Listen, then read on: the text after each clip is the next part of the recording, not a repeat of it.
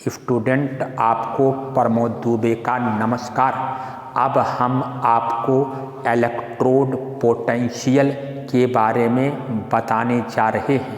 पहले हम आपको इलेक्ट्रोड के बारे में बताते हैं। जब किसी मेटल की रॉड को उसी मेटल के आयन के सॉल्यूशन में डुबो देते हैं तो मेटल पर पॉजिटिव या निगेटिव चार्ज आ जाता है, जिससे वह मेटल की रॉड इलेक्ट्रोड बन जाती है।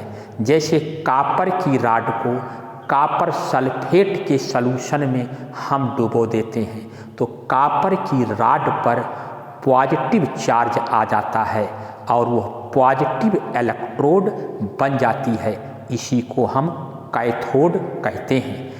इसी तरीके जिंक की रॉड को हम जिंक सल्फेट सॉल्यूशन में डुबो देते हैं तो उस पर निगेटिव चार्ज आ जाता है और वह जो है निगेटिव इलेक्ट्रोड बन जाती है। इसी को हम एनोड कहते हैं। अब सॉल्यूशन में और एनोड के बीच एक पोटेंशियल डिफरेंस डेवलप हो जाता है और उसी पोटेंशियल डिफरेंस को हम इलेक्ट्रोड विभव कहते हैं। पहले हम इलेक्ट्रोड के बारे में थोड़ा रिएक्शन बताने जा रहे हैं। तो सपोज करो ये कापर सल्फेट का सॉल्यूशन है, ठीक। ये किसका सॉल्यूशन है? कापर सल्फेट का सॉल्यूशन है। CuSO4 का सॉल्यूशन है। इसमें Cu++ आयन है, बहुत से Cu++। इस पर हम कापर की रॉड को हम क्या करते हैं, ऐसे कापर की छड़ को हम इसमें डिप कर देते हैं, डुबो देते हैं। यह कापर की क्या है, छड़ है, यानी कापर की रॉड को इस सॉल्यूशन में हमने क्या कर दिया, डिप कर दिया। अब यही इलेक्ट्रोड बन जाती है और इस पर पॉजिटिव चार्ज आ जाता है। इस पर पॉजिटिव चार्ज आ गया और ये क्या हो गई, कैथोड बन जाती है।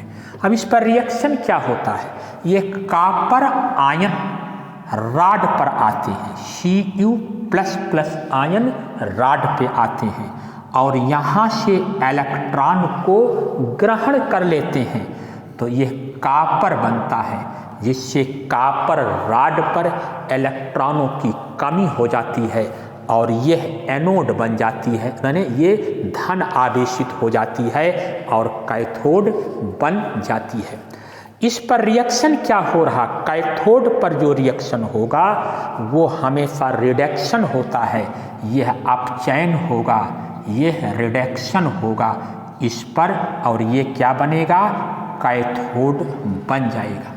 इसी तरीके जिंक की रॉड को हम जिंक सल्फेट के सॉल्यूशन में, किसमें, जिंक सल्फेट के सॉल्यूशन में जिंक की रॉड को हम डुबो देते हैं। जिंक की रॉड को जिंक सल्फेट के सॉल्यूशन में हम डुबो दिए, ठीक। ये किसकी रॉड है, ये जिंक की छड़ है। क्या है, जिंक की रॉड है। ये सॉल्यूशन क्या है, इसमें जिंक सल्फेट का सॉल्यूशन होता है, ZnSO4 का ये सॉल्यूशन है।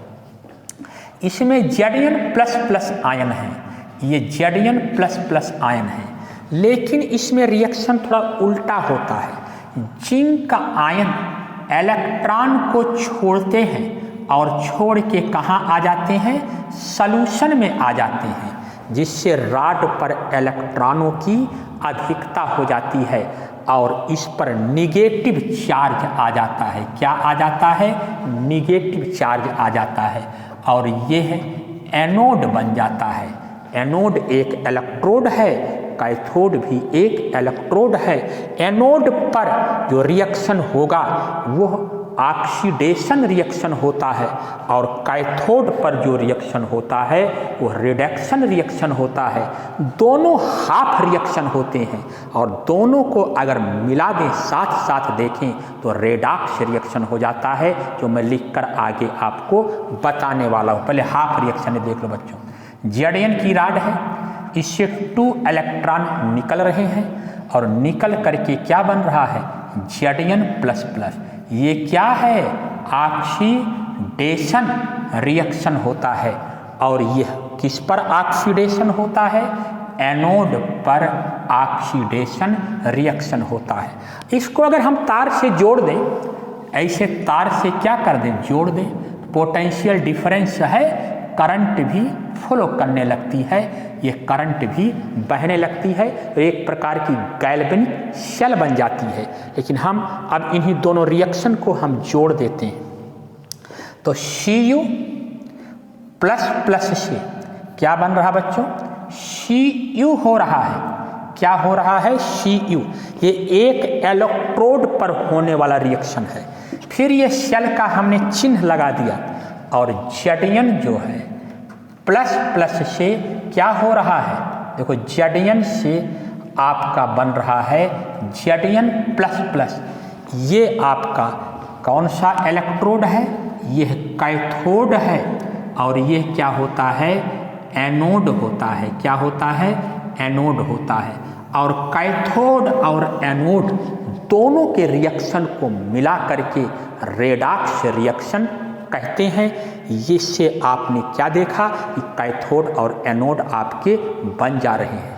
अब हम इलेक्ट्रोड विभव के बारे में बात करने जा रहे हैं। थोड़ा सा आप देखिए, आपने ये देख लिया कि किसी भी मेटल की रॉड को उसी आयन के सॉल्यूशन में हम डुबो देते हैं, तो रॉड कभी पॉजिटिव या निगेटिव चार्ज को एक्वायर्ड कर लेती है। अगर रॉड पर पॉजिटिव है तो सॉल्यूशन पे निगेटिव हो जाता है, रॉड पर निगेटिव है तो सॉल्यूशन में पॉजिटिव हो जाता है, जिससे सॉल्यूशन और रॉड के बीच में, क्षण के बीच में एक प्रकार का पोटेंशियल डिफरेंस डेवलप हो जाता है। इसी पोटेंशियल डिफरेंस को हम इलेक्ट्रोड पोटेंशियल कहते हैं।